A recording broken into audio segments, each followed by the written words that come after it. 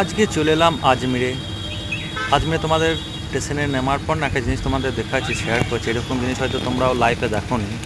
আজমির স্টেশনে নেমে যাওয়ার পর কমসে কম 5 কিলোমিটার দূরে এরকম ঝিল আছে। ঝিলে থেকে যাওয়ার পথে একটা চললাম।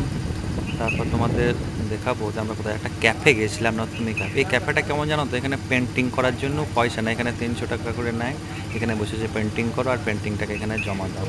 এখানে অনেক ফরেনার বিদেশি লোকরাও আসে এখানে।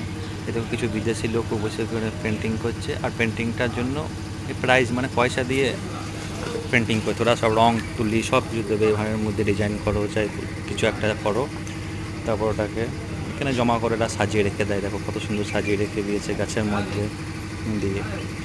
তারপরে এগুলো আবার ওরা বিক্রিও করে, আর এটা একটা স্মৃতি থেকে যায়। এটা আসার জন্য তুমি নাসিরাবাদ থেকে এসে আমি আজমিরে এসেছিলাম। আজমিরে দেখো প্রাইজ লিস্ট লেখা আছে।